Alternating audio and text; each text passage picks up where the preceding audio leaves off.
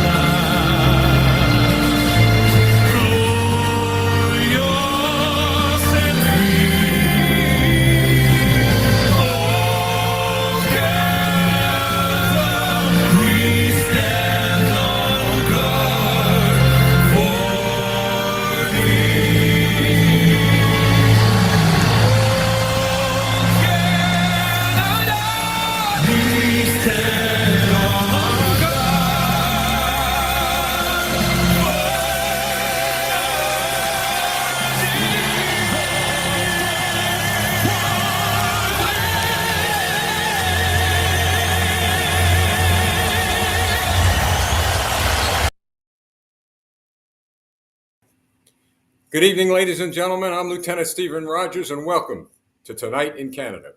What a beautiful, beautiful national anthem. God bless you all in Canada. We here in the United States will continue to stand shoulder to shoulder with you as you battle for your freedoms and your liberties. I have a very special guest tonight. You all know him. I'll be speaking with him, and he'll be on the air momentarily with us. But I must address an issue that many of you throughout Canada have brought to my attention over the past 48 hours. It's something I wasn't going to address, but I got a lot of emails and messages and even a few phone calls about something that's going to be taking place in your country. And they've asked me, meaning your countrymen and women, have asked me to address it. And I will certainly speak with Shadow in a few minutes about this. Now, I understand that between September 6th and September 11th, there's going to be some sort of a demonstration or a convoy that is supposed to be going, I believe, and I'm going to ask Shadow to correct me if I'm wrong on this, I believe to the west coast of your country. And apparently there has been some talk about encircling or surrounding the Royal Canadian Mounted Police training headquarters. I saw a video of an individual, and I'm not going to name any names. I just want to bring up a point and maybe give you some good advice, folks. I saw a video that a individual that is going to be involved with that convoy, and I was very troubled over it. Look, I'm a straight shooter, and there's things that I will say that people will be uncomfortable with. Here in the United States, I've encouraged people to be very, very careful, to be prudent, and to use wisdom before they go to any demonstration where there is a propensity, where there is a possibility of any type of violence. I've got to tell you, I viewed a video. I mean, I think many of you may know what I'm talking about. If you don't, I'm sure you'll find it somewhere. I just was very troubled over what I heard, the tone of the individual who was on that video. It bothered me very much. Now, I believe in the right to free speech. I believe in the right to assemble. And here in the United States, we exercise that right. But unfortunately, in some cases, there are people whose intentions may be good, but the way they're going about these things are hurting the cause of freedom and liberty, and it's strengthening those who are opposed to us. We have found here in America that when there were demonstrations by good, red-blooded, strong, freedom-loving Americans, that the opposition and those troublemakers who had nothing to do with the cause of freedom and liberty showed up, and they caused a lot of pain and suffering on the part of people in the communities as well as in the government. In reference to Canada, going back to your Canadian issues, You're winning, folks. You are winning. The courts are siding with you in just about every court case that we've monitored. We've gathered information here at Campaign for America through our operation on Project Maple Leaf that we're going to release very, very soon. We've got information that's going to go to judiciary branches in your government as well as the United States government, and possibly, as we broadcasted a couple of weeks ago, The Hague. You're winning because you've done everything within the framework of the law. You're winning because you put a lot of prayer and a lot of faith and a lot of effort into fighting for freedom and liberty. You know, folks, you have not given Justin Trudeau and the liberals that support him 1 inch would justify them to do anything like really unleash the police and in some cases even the military on you. You haven't given him any excuses. You've done things within the framework of the law. You've done things within the Charter of Rights and Freedoms, and you're winning. My concern is that if there is a demonstration that truly goes bad and there is violence, every piece of work that you've done and we've done is going to go right down the drain. Right down the drain, folks. Believe me, I've seen it happen here when you got good American patriots working so hard to get a point across to the government without violence, doing it within the framework of law, and then somebody comes along and decides, well, they're going to hijack all the hard work that every single person has done. My goodness, it's going to go down the drain. So here's what I encourage you to do. I don't tell people what to do. I give you advice. I'm going to give you the advice of the man whose picture is behind me, President Ronald Reagan, when he said, go by your gut feeling. Go by your instinct. If you think there's something wrong, then don't get involved. You got great, great people in your country that are working very hard. You're going to see and hear from a great man in a few minutes, Shadow Davis, who's working very hard. So that's my advice to you. Just be prudent, be careful, be prayerful. But if you think for 1 minute that any demonstration, any protest could turn violent, then you know what you got to do, folks. Take a pass on it. You don't want to destroy everything that you've worked so hard to win, and you're winning. Trudeau knows he's losing. The people in his parliament, they know they're losing, and they're losing because you've conveyed to the world, not just of your own countrymen and countrywomen, not just of those of us in the United States, but you've conveyed to the world through our broadcast, through Shadow Davis's broadcast and others, that people who work within the framework of the law and stand on the law win. This is why Trudeau, this is why Biden and other leaders around the world who are way far to the left, who are communists, if you will, this is why they fear us. Because we're using wisdom, we're using prayer, we're using faith, and we're doing what's right. And what is right is to work within the framework of the law. Well, let me introduce to you now a good friend of mine, Shadow Davis. And Shadow, thank you very much for joining us tonight. Thank you very much, Lieutenant Rogers, for having me on. I really appreciate it. Well, you had me on your broadcast, and yes, certainly it's an honor to have you. Now, I'll tell you something really funny. So I'm looking at the Facebook feeds over here, and all of a sudden, Shadow Davis shows up with Lieutenant Steve Rogers on the Shadow Davis Show. Yeah, this is on my page. I'm putting this out there to all of my viewers as well, because I really believe that everybody, as many people as we can reach, to get this message out, we should try to encourage more people to share this broadcast tonight. And I'm happy, Lieutenant Rogers, that you brought up that so-called convoy, that movement that was supposed to be happening. I'm not sure if it still is, because the leader of that movement just this morning resigned. We don't know exactly why he resigned. He said maybe there was too much pressure from different factions of the freedom movement up here in Canada. But we are happy that he has, because he's caused us a great amount of consternation over the past few months with his rhetoric. And there's a lot of people don't know what to make of this character. Marcus Ray is his name. I don't mind mentioning his name if you don't mind. He has been talking a lot of smack, as the young people might say, going from event to event across Western Canada, holding rallies that may have anywhere between 100 and 200 people, and encouraging people to sedition-like actions. We're talking about violence here. Now, in the last couple of months, he has taken those comments back and said we are a peaceful movement. But ultimately, what this movement was supposed to be was two very large convoys. And again, I don't believe anything this guy says because he's supposed to have had a couple of incursions before earlier this year, and neither one of them materialized. But this one was supposed to be a large convoy mustering somewhere in my home province of Manitoba, and another large convoy mustering in Alberta to the west and meeting in Regina, which is in the middle of Saskatchewan, where the RCMP training headquarters is, and encircling that area and demanding.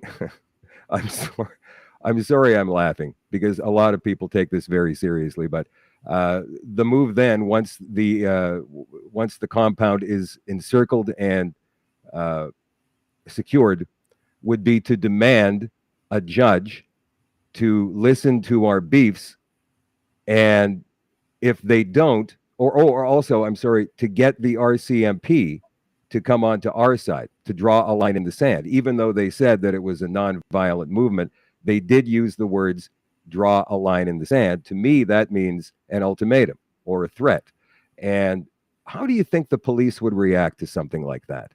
Even if none of the protesters are armed, but they are encircling the RCMP training headquarters in the capital city of the province of Saskatchewan with thousands of people. Let's just say there were thousands of people, and none of us really do believe that this movement had that kind of strength. But it's just a terrible, terrible way to go about things. I am all about peaceful. I am not about threatening. I believe united noncompliance and fighting in the courts is our best bet. And loud, strong rallies like the Freedom Convoy we had in January and February in Ottawa, even though the federal government and most of the left-wing corporate media up here have called that illegal. There is nothing illegal about it except for maybe some loud horns going off at 10 o'clock at night, which would be breaking bylaws, but certainly no federal laws. Well, Shadow, to answer the question, how do I think the police would respond?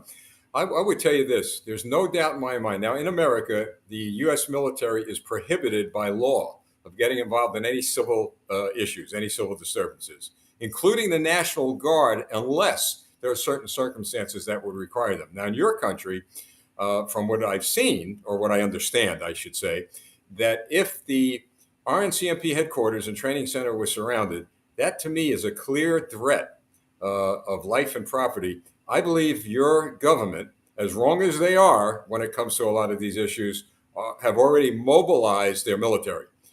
Because this, to me, we see what happens here when people go to these protests and they become violent. We saw what happened in a lot of our states where the police were ill prepared.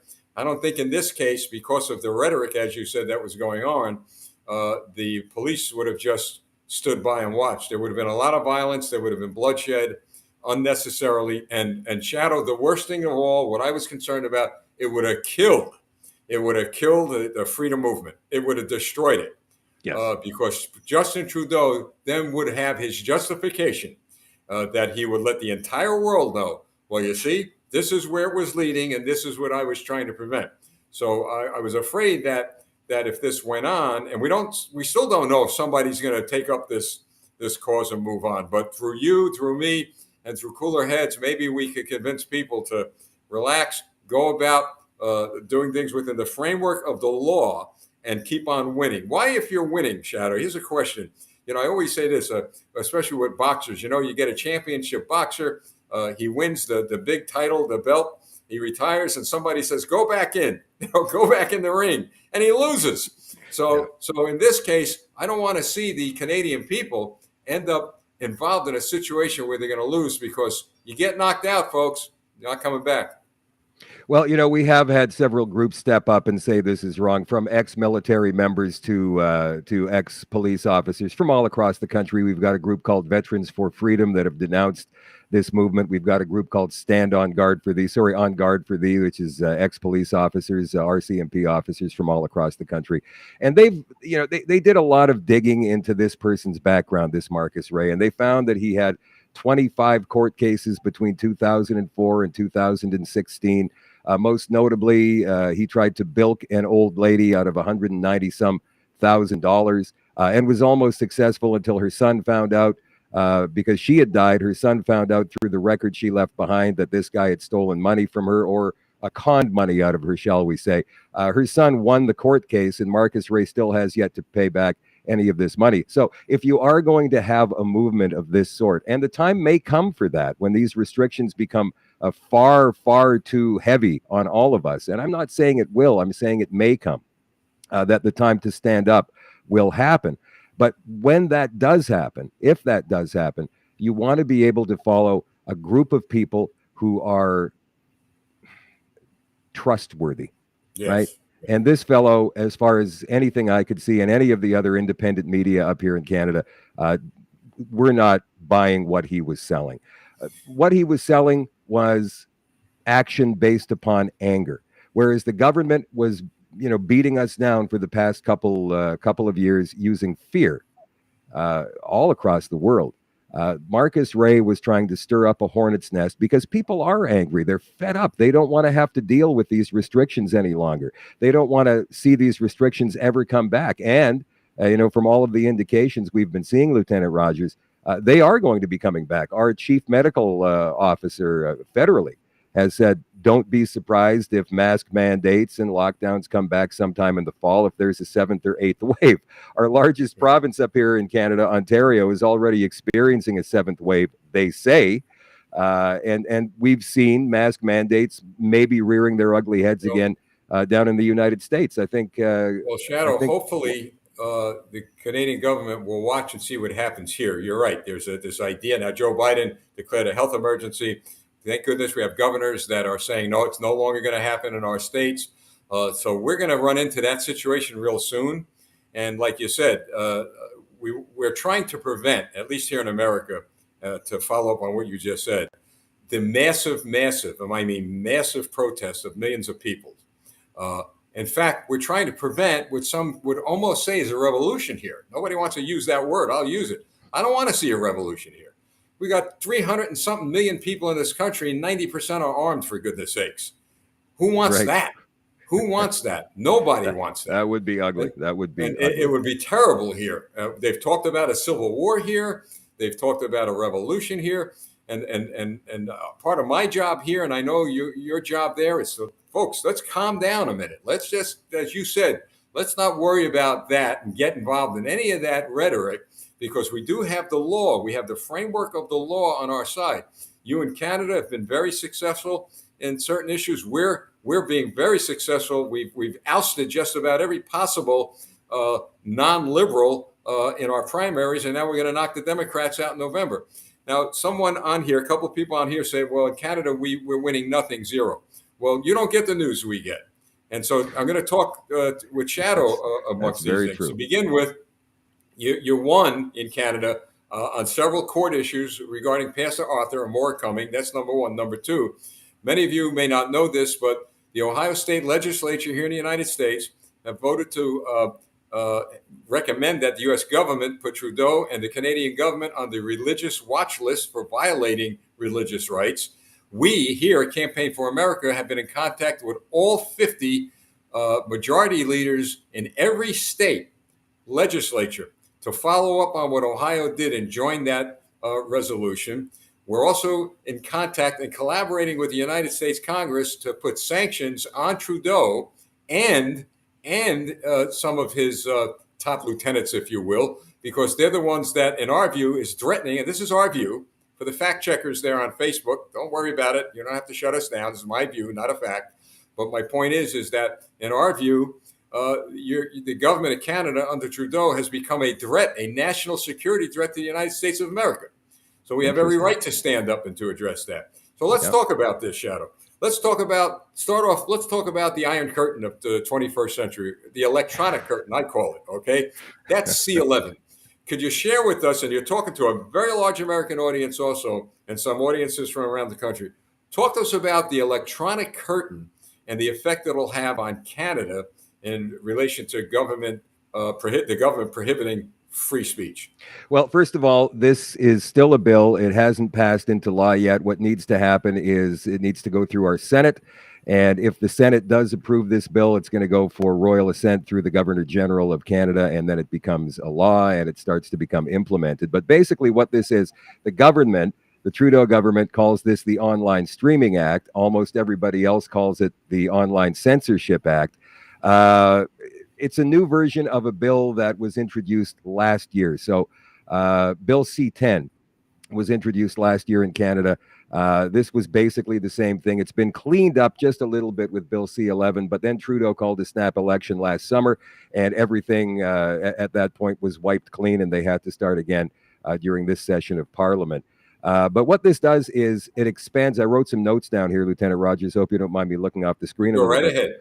Bill C-11 does expand the Broadcasting Act that grants the CRTC, which is our equivalent of the FCC down there in the United States, except for the fact that the CRTC has much more sweeping powers than the FCC has already.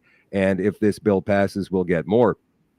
They have power over radio and television, covers all audio-visual content on the internet, including content on platforms like TikTok, YouTube, Spotify, and so on.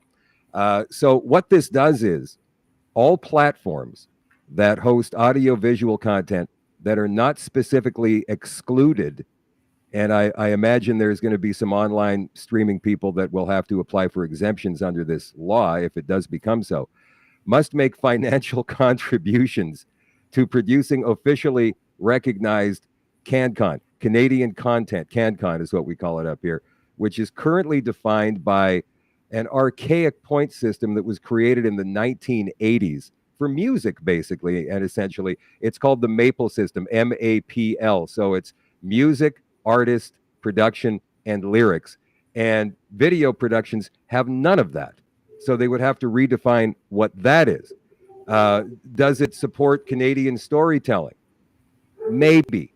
In the last few years, productions about President Trump have been greenlit as Canadian content because they were produced in Canada, while productions like The Handmaid's Tale have not met that same standard, even though they were produced in Canada. So basically, this is a very ambiguous rule. But ultimately, what this is going to do is put the kibosh on people like myself, independent media. And then there's several other larger organizations up here, Rebel News, Western Standard, True North, who are, news organizations. They have newsrooms. They go out and they report on the news. Now, they don't report the same way that the left-wing corporate media does. They report things the government doesn't like. So what Justin Trudeau is trying to do is form a commission and this commission would be heavily, populated with Marxists, because that's what Trudeau does. He himself is a Marxist. His cabinet are Marxists. And these Marxists would go through the internet. They would seek all of the channels they don't like, and they would either downgrade them on Google searches and on Facebook and all of the other social platforms, or they just eliminate them altogether. So Shadow, now what you reveal to the Americans here is where Joe Biden got his idea for the Ministry of Truth. Right. You probably saw that bill and talked to Justin, but to bring some encouragement to you, it was resoundingly defeated. I mean, it was destroyed even before it got off the ground. Yeah. And that should be encouraging, but go right ahead. This is interesting. Thank you. Well, ultimately, if this bill passes, and I think it will, which is interesting, because I wanted to bring up a couple of things that the Trudeau government is under investigation for right now. This ArriveCan app is now under the investigation of the Privacy Commissioner in Canada, because it's been taking information that is illegal. According to PIPEDA, which is our privacy act here in Canada, you can't do that. You just can't do that. So all of the information, this ArriveCan, this is the app you have to have on your phone to come into Canada or return to Canada. That's under investigation now by the Privacy Commissioner. So this has been brought up by people over and over and over in several different emails, phone calls, thousands and thousands of them have gone to the Privacy Commissioner, and that's why they're now investigating this. And the other thing is, Trudeau called the Emergency Act last February because of the Freedom Convoy in Ottawa. That is now under investigation. And I will tell you that the commission that is seeking answers in that are hammering the deputy prime minister and all of the other ministers and caught them in bald-faced lies. Now, the problem is our left-wing corporate media, which is all bought and paid for by the federal government, by the way, to the tune of almost 700 million Canadian dollars, is not reporting on any of this. And that is true. Most of our legacy media is now being supported by the federal government. So, of course, they're not going to bite the hand that feeds them. It's our job to report these things that the left-wing corporate media won't, and the federal government wants to shut us down. So once they do that, they can do anything they want to do. But we have won a couple of these cases, Lieutenant Rogers, and we're going to continue to win more and more and more of these cases. WestJet, one of the big airlines up here in Canada, over 100 of their employees and ex-employees are now suing the company and the federal government for wrongful dismissal based upon the vaccine mandate. So we are winning. We are winning. It's going to happen. It's going to take some time. But hopefully we can win this stuff before our independent media gets shut down. Having said that, if this does become law sometime this winter, it will go through a constitutional challenge based upon freedom of speech, right? We still have a right to freedom of speech in Canada. And the government would then have to prove under Section 1 of our Charter of Rights and Freedoms that our speech is damaging the public and the fabric of the nation somehow. And only then would they be able to keep this law a law, as opposed to having it shut down. It would be one of the largest court cases in the country. It would probably go on for upwards of 2, maybe 3 years. But I see ultimately at the end of that, any judge ruling against independent media and freedom of speech would have to be bought and paid for by the government. And this is what a lot of people are seeing up here, Lieutenant Rogers. Every time there is a negative judgment on basic human rights and freedoms in this country, it's almost like our institutions have been corrupted by the Trudeau government. And it's true. They have dabbled in the RCMP. That's been proven in the last month. And they have tried to taint our court system. And that was proven with the SNC-Lavalin scandal a few years ago. Well, there are members of, I know there are members of Parliament who support Trudeau who are watching this broadcast. I know some of their supporters are. And my message to them is this. If, in fact, this bill passes, that'll be, I believe, a trigger for the United States of America. This bill is clearly a violation of the freedom of speech. It clearly is, and has been identified by not just me, but thousands of Americans. I hope I'll be able to say millions if that time comes, as an electronic curtain right on our border. Listen, we have open borders with the North. We want to keep those borders open. We want to be friendly. We don't want an adversary to the North. And it won't be the Canadian people who will suffer. You will suffer. You, the Canadian leaders who are allowing communism to creep into your country, have become a threat to my country. That's not going to stand. Believe me, that's not going to stand. So the question is, Shadow, I've been asked by many people, so how will America respond? Of course, we're not going to respond militarily. We're not going to respond with anything like that. But we will respond, and how we will respond, and I believe we will respond, and we will, many of us working on this, personally meet, we already have with some of our legislatures, to bring the hardest, most demonstrative sanctions on the people who are leaders in Canada. You'd think that Vladimir Putin's not suffering by the sanctions on him and his the rich people surrounding him. We could do the same thing. We can do the same thing. And I've got to tell you something else, Shadow. To me, you know, and I said this on the air. I'm gonna reveal something to you right now. Okay, I was on TV networks all week. All right, and the issue of George Soros came up. In fact, the broadcast is going to be. We're going to put it up tomorrow. Okay, we're going to put it up tomorrow. This was on One America News, and we went down a list of the things that Soros was involved in with regard to the farming problems in the Netherlands and all the issues that we're confronted here in the United States. And here's what I said, and this kind of made the news, okay? I said, George Soros, in my view, is a terrorist. A terrorist is not just a person who throws bombs and missiles and commits acts of physical violence. A terrorist is someone who uses his money to terrorize people.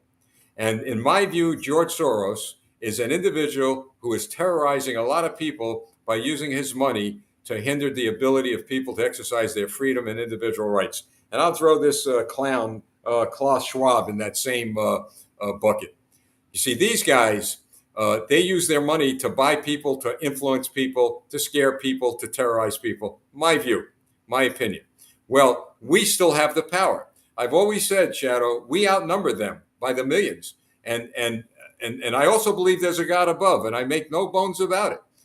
When you stand on the side of righteousness and you stand on the side of being prayerful and really doing what you believe is right for humanity, you win and they lose. So I took on George Soros. We're going to continue to take him on. And this guy, Klaus Schwab, he's another one that has to be taken on. I only feel somewhat disturbed that there are not courageous politicians who will stand up to these guys. In my view, they're monsters. And I know people don't like to hear that. I don't call names, but these guys, when they terrorize half the planet over what they're doing, that's got to be stopped. But I've said this, Shadow, and I'd like you to weigh in on this. You go after a head that powerful, it's very difficult to move them. But go after their minions. Go after the people they bought off. And when I mean go after, I'm not talking about physically. I'm talking about politically. You take their political legs right out from under them. Defeat them. Get them out of office. And it can be done. And you said something significant earlier, Shadow. You said follow people, more or less, you said follow people who are smart and who you could trust. So you get a good leader in your community that says, let's get 15, 20 people together. Let's start with our school districts, our city councils, our mayors, and work our way right up to the top. And because, folks, the reason why you work from the bottom up, they have no power left. Once you take them out, right, from a local point of view all the way up, again, within the framework of the law, they've got nothing left. Lieutenant Rogers, I agree with you 100%. I do believe we have to hit them politically. Up here in Canada, I believe 7 of the 10 provinces have got municipal elections coming up this October, including my own province of Manitoba. And I have been stressing for the past few months that we need good people to run for all of these positions, for town and city council, for school boards, for mayors and reeves, to make sure that we have people who are able to think clearly with balance and fairness to come to the table and represent the people of their districts. Likewise with provincial elections. And I know that you guys in November are going to have a red wave go across the country and take over, hopefully, the House and the Senate, which would be great news because that will stop the tide of the Great Reset in the World Economic Forum. But let's talk about those guys for a second. Guys like Klaus Schwab. These guys, and George Soros, by the way, who is behind something called the Tides Foundation, which they say are fighters of pollution. So they are behind all of the ecological terror actions that have happened in our country in the last couple of years or longer. And also something called the Anti-Hate Network. And it's interesting, when you see anti-hate, you're naturally going to think, well, these people don't like hate. But they hate us. They should be called the Hate Network because that's what they are. We have I put this story on my show last night because I thought it was hilarious. The CBC, which is the Canadian Broadcasting Corporation, funded by Canadian taxpayers to the tune of $1.4 billion every year, put out a story on somebody running for city council here in Winnipeg yesterday. This guy's name is Omar Kinnerath. He is not just a member of the local Antifa chapter. He's pretty much the leader of the gang. I saw him last year at a demonstration. It was the Palestine demonstration versus the Jewish population here in Winnipeg at the legislative buildings in downtown of our city. They were throwing bottles. They were screaming hatred. They were threatening insults. You name it. It almost got physical. I saw this man try to jump a police barricade and go over and get physical with some of the Jewish people who were there standing their ground. And this was based upon all of the bombs that were flying in the Middle East last year. And now this guy says that and the CBC is letting him say this. He is apologizing for his previous acts, for his anti-Semitic rhetoric, for his sexist rhetoric, for his his homophobic slurs, everything he has put out on social media in the last 10 years.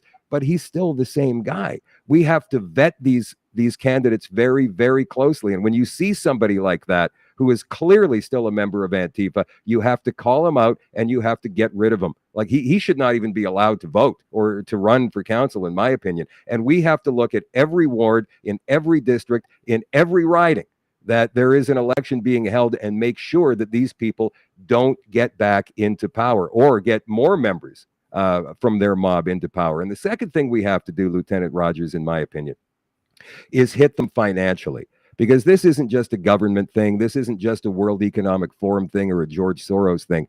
This is a multinational corporation thing.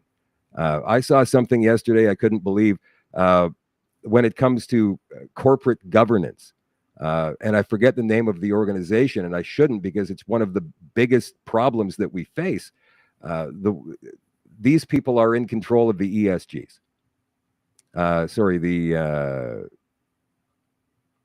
The sustainability goals for the UN and whatnot. And it's almost every company that you can think of on the planet. So what we have to do, and this is something I've been talking about and many other independent media have been talking about in Canada, is form our own communities. We have to almost form our own economic system, and we have to break away from any dependence we have on government and corporate Canada or corporate United States that we can do. So don't shop at Walmart if you can avoid it. Don't shop at Best Buy. Don't order anything from Amazon. You can make it yourself, or you can trade with somebody else, one of your neighbors, because if we hit them in the wallet, they don't have the money to continue this program, which is harming us. We are contributing to our own demise. And if more people could actually see that, I think we'd be a lot better off in stopping this in its tracks. Well, think about this. Here in America, we're having an energy crisis because of Biden's taking care of, if you will, of the oil situation. Now we're buying oil from China, and we're going to end up in a war with China if things go bad. And they're going to use that money that we're giving them for their oil to kill us. Donald Trump said something very significant years ago. He said, "It's not that they're so smart; it's that we're dumb." And he was right. But saying that, I have a lot of hope. I'm an optimist for the American people and the Canadian people. I've never seen, Shadow, I don't know if you've seen this closeness of our countries, of the grassroots Canadian people and American people, as close as they are today than ever before. We're really close now, standing together, communicating with each other, working with each other against the evil empire, which consists of President Xi, Justin Trudeau, Joe Biden. Have you ever seen it this close? Interestingly, because of the ArriveCan app that we have in this country, and the fact that I'm going to reveal my vaccine status, I am not vaccinated, and I have no plans to ever get that experimental serum in my body. But because of that, crossing a border is a challenge for me. And an interesting story. 2 weekends ago, my girlfriend and I were just driving through Western Manitoba, visiting some small towns and seeing what the people in rural communities have been doing to get themselves ready for this. And it's interesting, the mentality between people who live in cities and people who live in rural areas. It's amazing to me. And if I had the opportunity, I would definitely move to a more rural area than the one I'm in right now. But we came close to the United States border.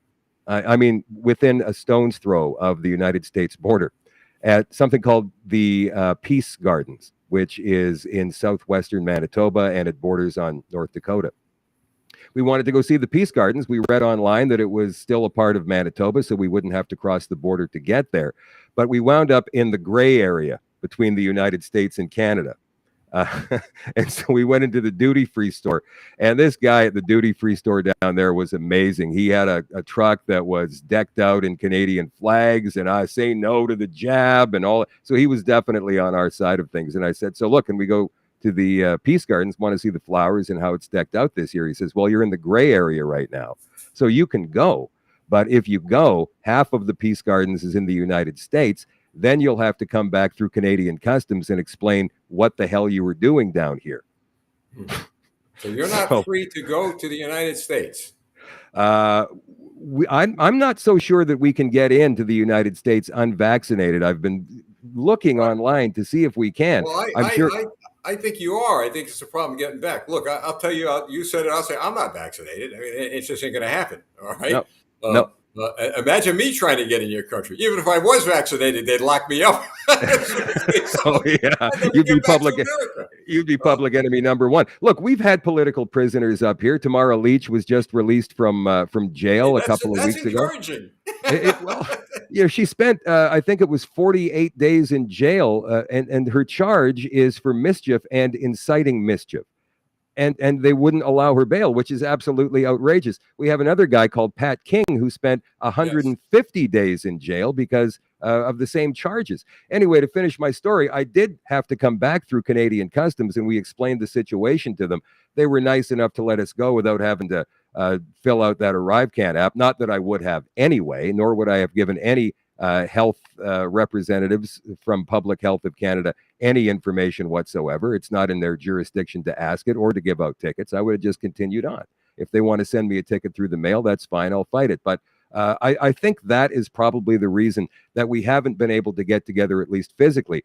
However, when we talk about the togetherness of our two countries, there were two convoys that happened in Canada back in January and February. One of them everybody knows about was in Ottawa. But there was another one that happened here in Winnipeg, and we had two massive flags planted on Broadway right downtown in our city here. One of them was Canadian, and the other one was American.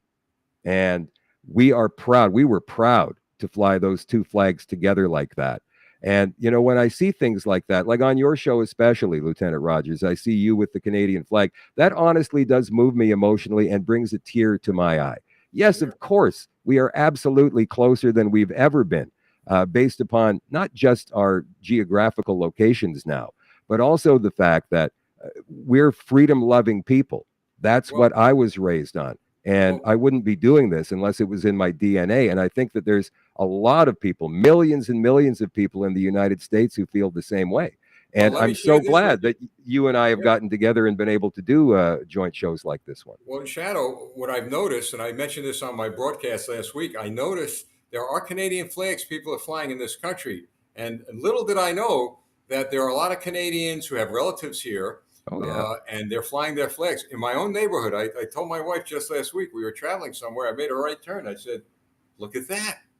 And she said, wow, it was a Canadian flag in front of a house with an American flag. So we're going to go visit those people, and we're going to thank them. And another thing I think was important to know with regard to the police, all right? I know a lot of people are angry at police officers. I believe that a lot of them feel the way we do. I was a police officer for 38 years, and it was certainly painful to get caught between the people and the government. But I would say, and I always share with people, and you're, by the way, the Canadian people were masterful at their convoys, because I saw them go up to the cops up there and talk to them and engage with them and very nice, and the cops were nice to them. So what I'm saying is, don't judge all the cops on the few who we hope, and we have videos of some of these violent cops who they're going to be eventually charged and they're going to be dealt with. Fingers are crossed. Oh yeah. Well, we've got some plans. We are putting together a lot of information that we got legally for anybody who's concerned, and videotapes that are out there that we're sending to agencies we know that may press this point with those cops that destroyed personal property, smashing windows. I understand there was farm equipment or tractors, and I mean some equipment up there that was all smashed up by the cops that was miles away from the protest. That was in Alberta, yeah. Okay, yeah. Well, they're all on video, all right? Mm-hmm. We've got some of them, and they're going to find themselves in a lot of trouble. And my suggestion to the cops that didn't do it but know about it or were there, understand one thing. I'm one of you guys, 38 years, but you know what? I was a supervisor, a lieutenant. You who stood there and watched and did nothing, you're going down with them. You're going down with them. So I would suggest you start thinking about what's going to happen, because whoever was there, they're going to mention you were there, and then you'll be asked in a court of law, what did you do to prevent a crime being committed by other cops? It's happened here in America, Shadow. Cops think that they could just, turn a cheek. Well, they can't. You got to uphold the oath you took. So my suggestion, it has been to the American cops, You know, we call it the blue wall. You know, the blue wall goes up. We're going to protect the brothers in blue. That doesn't count anymore because everything's on video. So you want to lose your pension? You want to go to prison? Well, it's going to happen. You better start getting a lawyer because at some point in time, you're going to need a lawyer. You break the law, especially if you're one who takes an oath of office. But Shadow, which shocked me, and I've got to tell you, we in America, as you know, very violent demonstrations. I mean, the cops were involved in very, very violent confrontations. But I'll say one thing that I've never seen yet. I'm not saying it didn't happen, but I've never seen the outright malicious assaults on people and property by the police the way I saw in Canada during those demonstrations. We've seen police precincts get burned down, police officers shot. We've seen the violence against cops in New York City. Never saw it the other way around. No, because the cops here are truly, truly fighting a war against violent offenders. The cops in Canada, they're starting a war against peaceful people. Now, I'm not saying that the people in Canada who violated law should not be arrested. I believe the same thing here in America. But I was shocked, as well as officers who I showed some of these videos to, over the malicious and destructiveness of some of these cops. I mean, smashing windows of trucks, of private property, and on and on and on. So they're going to be dealt with. That's why I say, at the end of the day, the people of Canada win, but you can't give them anything, not one little inch of anything to say, I told you so. Well, you know, it's interesting. I see cops quite often because in my city here of Winnipeg, sometimes they're stationed in supermarkets and sometimes they're stationed in liquor stores to, you know, deter bad guys from coming in and stealing. And so they're just kind of standing there. I think they're doing it on off hours to earn some extra cash. And they're standing there at the door and they're just having a chit chat with people or amongst themselves. And I walk up to them occasionally and I say, guys, let me ask you a question. Yeah, sure. Go ahead. If these mandates return in the fall, the mask, the social distancing, the lockdowns, the bubbles, the 2 house bubbles, and you can't have more than 3 people, all that stuff that we've experienced. If all that comes back, are you guys going to actively enforce that, even if you're ordered to? And I asked this question of 2 of these guys last night. One of them just looked at me like that with a very blank face. And the other one went, yeah. Right. Then he looked down at his shoes and he said, you know, I can't answer that. Yeah. And to me, that meant, no, I'm not going to do this. That's right. That's right. You know, they know now that all of this is wrong and that it's been going on too long. The question I have, and as a former police officer of so many years, Lieutenant Rogers, how do you think this would play out? I know this is your show. I should be answering the questions, but I'll ask you this. How would this play out? Like in a police station, if an order has been given from a superior to go to a certain house because there's more than 6 people in it, how would this play out? Would these cops go and, yeah, okay, we'll go take care of that right away? Would they go, or would they just openly defy the order? Well, I know in New York City, some of those orders were given when de Blasio was in office, and some of the cops did not go, and they would have to face suspensions and discipline. But of course, from what I understand, some of them ended up in court. The courts favored the cops because they were in violation of people's constitution. But here's how this should go, as it is happening now in America. The leaders in these police departments, your superintendents, police chiefs, need to let the government know that they will not order their officers to do that. Now, I think your structure is different, where the government itself has a say over the local police departments. And here we have all independent police departments. So the government could say what they want, and it'll be up to police chief. But you have to have courageous leaders in your police departments to stand together and say, listen, this is against the law. It's against the Constitution. So if the police chiefs, if you will, the leadership actually takes the matter to court before it happens, or immediately when it happens, and asks for a stay of execution until there's a hearing, it may end up that the police chiefs will win. But, it puts the poor cop on the street in a bad position, because they could end up losing their jobs, their livelihoods, without anybody looking to protect them and help them. And they're going to be left out in the dark. But how they enforce it, if they do, is another story. So you'll have some that'll listen, obey the orders. You'll have some who won't. But at the end of the day, I got to tell you, I don't see that happening. I really don't, because I think the government knows that might be a trigger point. When you start going into people's houses, that may be the trigger point that they just don't want to cross. And I just hope to God they don't cross that line. But saying one more thing about that, if we in the United States see that happening north of our border, that's another, horrific signal to us that the Communist Party somehow, some way has taken that country over. And the ideology of Marx, Lenin, and Stalin is in full force there. It's already being watched. I mean, believe me, our government leaders are already watching the electronic curtain. If that goes up, that'll be a bad step diplomatically between Canada and the United States. But if we start seeing cops doing what the Nazis did, what the Chinese Communist Party does, I'll tell you, any Canadian leader, any Canadian legislature that allows that to happen, they got to be off their rocker. They got to be absolutely insane if they don't think there's going to be a response, not only from America, but from around the world. And I'm talking about political response. And Shadow, a lot of these politicians in government, they're worried about their image around the world. They are. Because, look, you got Christine Anderson, probably the lone soul of the European Union, hammering the living daylights out of Trudeau and the Canadian government. So there's going to be a lot more. Well, we got to wind down. I could speak to you forever on this, but so anything to say before we wrap it up? I just would like to say one more thing to my regular viewers who are watching this right now. You guys think that this might be the show tonight? No, it's not, even though I'm really happy to come on Lieutenant Rogers' show anytime he asks me. Tonight, my show will be going at 8 o'clock Central, and I've got a special guest. His name is Mark Friesen, the Grizzly Patriot. He's been on my show before out of Saskatoon. We're going to talk about the Marcus Ray situation and a whole bunch more tonight. As a matter of fact, Lieutenant Rogers, I'm not sure if you've had this guy on your show. He's a fellow Manitoban. His name is Ken Drysdale. Oh, yes. Yeah, and he's written... do me a favor. Yep. When he comes on, ask him if he's related to the Drysdale that was on the New York Yankees many years ago.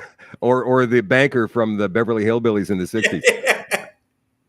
He wrote the True Facts, C19.com, and what he is encouraging people to do in early September is to, and I want to ask you this, and I know it's time to wrap it up, but let me ask you, would public pressure on the police at least force them to look into laying charges with all of the facts that we've got out there, how the politicians lied and coerced people in regards to these vaccine mandates and being fired from jobs and whatnot? Would public pressure on police departments force them almost into looking into these allegations and to actually go ahead and press charges? Without a doubt, because once that's done, you handed evidence, if you will, or enough information over to the police chief, and he can't ignore it. If he ignores it, he knows that sooner or later that's going to be exposed. And then the question is, malfeasance of office? Think about that one, right? Yeah. Nobody wants to be left holding the bag. It's always, it's your problem, not mine. Make it their problem. Let's not let their problem become ours. Let's give our problem to them. Yes, public pressure works. Okay, excellent, because Ken wants to get a rally going to the RCMP headquarters in Winnipeg here and all across the country in early September. People just, and peacefully, I might add, nobody is saying we're drawing a line in the sand. We just want to go and ask the RCMP, how come they haven't looked into all of this yet, based upon the facts that we have in hand that have been collected through the government's own stats on Ken's report? I mean, these are facts. And let me give you a suggestion, and we've done this, okay, with regard to, or suggested this to people with regard to protests. And I was on the other side, so I'm in a police department now, right? Okay. Well, people who wanted to protest actually asked to sit with us as chiefs of police or lieutenants, and we invited them. They sat, they told us what their protests were about, and they invited us. They invited us to come, and in some cases, we did. And we listened, and we had a great exchange in front of the people, and we learned a lot, and they learned a lot. So my suggestion is, before the protest or in the planning stage, make an appointment to see the head of the RMCP, whoever is in charge of where you're going, say, look, we want to talk to you. We want to give you a heads up. Here's what we're doing, but we're going to need your help to understand what's going on. And we want you to understand how we feel. You might find you got support. All right. Maybe not as publicly as you'd like, but you might find it. And then the order will go down to the cops on the street. Look, they're not violent. Let's take it easy. Yeah.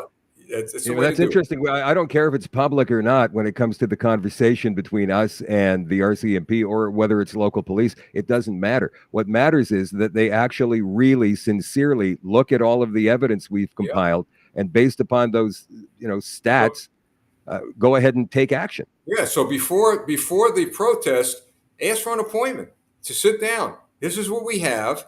You might find, well, we didn't have this, or you might find we're going to look into it. All right.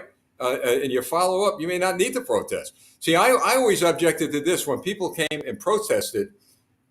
We find out what they're protesting about. We had no knowledge about the information they had. Had we had this, we would have, addressed it. So, in other words, diplomacy, as the guy, I always point to the guy behind me, Ronald Reagan. Diplomacy is the best way to go, but give your opposition the opportunity to quietly answer you. So do that. Let me ask you another question. And this is one, as a cop, I'm glad that I've got you here to ask you this question. Would it be career suicide for a chief of police or even a captain or a lieutenant to issue an order for the arrest of a highly placed bureaucrat or politician? No, not at all. In fact, if there was enough evidence, it would be, let's put it this way, it would be career suicide if there was enough evidence to charge that politician, and it was found out that chief covered it up. Complete opposite. Now, and that's happened in this country. We've had police officers that were given. Well, look, I'll use me as an example. Years ago, I was asked to issue a search warrant on a politician's property, on their house, a very influential person, and we did. And we ended up arresting a few people. What would have been suicide was not to do it. And then I would end my career pretty quickly. You got to obey the law. So these police chiefs, they got to obey the law. They know what's right. They know what they got to do. And at the end of the day, they know they're going to be before a judge, either as a person that is prosecuting someone or defending themselves. They don't want to be on the defense. It's not career. It's interesting because, as the tide slowly turns, agonizingly so, as we sit here and watch, I can see it. I can feel the tide turning now. You have to wonder when these people who have been kind of caught in the middle of all this, and these are probably, police lieutenants and captains and whatnot, division leaders going, you know what? At some point, we're going to have to arrest somebody here, whether it's a chief medical officer, whether it's a politician even, because if we don't, as you say, we're going to look very bad here. But the question is, when is that tipping point coming? Well, Shadow, the point is this. The guys that have been bought off, they'll never change. And they'll go to jail. I mean, I don't know. They're so dumb. I mean, everybody goes to jail. We know that that's corrupt. But the guys that aren't, and I'm talking about your local police chiefs and like the RNCP, again, I go back to that point. Talk to Ken, and if he's organizing this, make an appointment to see the police officers in charge. Go see the chiefs. Sit down with them. Give them a little ownership of this. Because I'll tell you what a lot of people forget, these chiefs and these police officers, they're like you and me. They're from our communities. They got kids going to school. They got families. Yeah. They don't want any of this. And they have no love. Believe me, I've heard from enough of them. I've heard from high-ranking cops in your country. They don't like you, though. They don't like what's going on. They despise the guy, all right? And, of course, they're not going to come on the air, and I would not expect them to come on the air and say that. But as you say, you could feel it, you could sense it.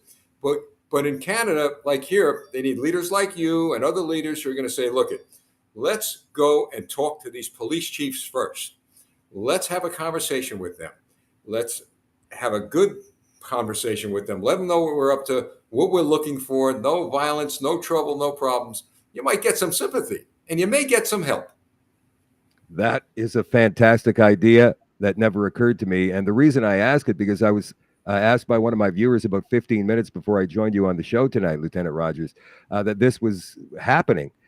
So now I believe that making that appointment with the chief RCMP officer of Winnipeg or this area would be a fantastic idea before we do And anything. only a couple of you, not a delegation, only one or two people. Yeah. You guys go in and just say, look, we'd have to have a cup of coffee and we want to talk to you.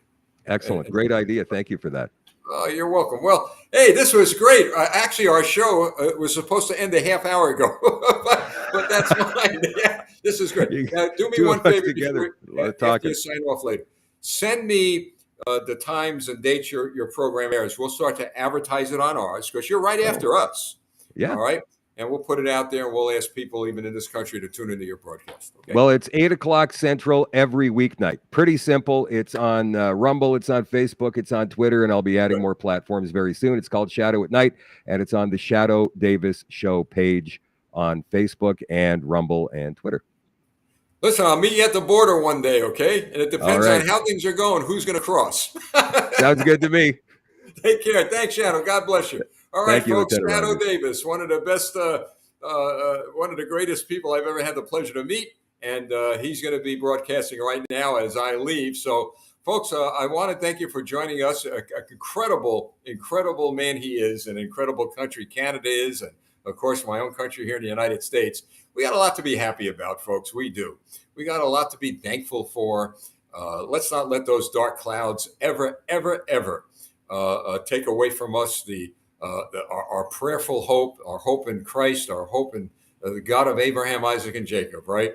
Let us always stay prayerful and let us always have a smile on our face. See, right here, folks, right? Together, folks, together we stand, right? Together. And together we fight for freedom. So I'm going to close out with that beautiful rendition of the Canadian National Anthem.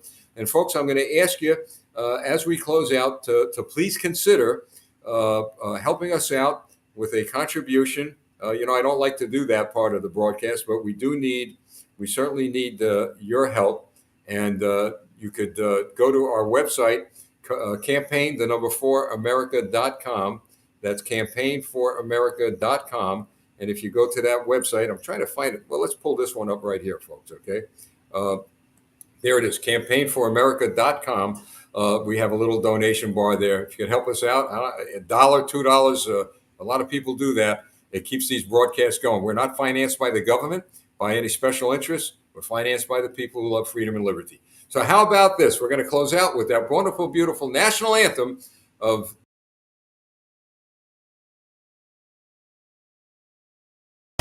One more time for Jordan Smith and the Tenors.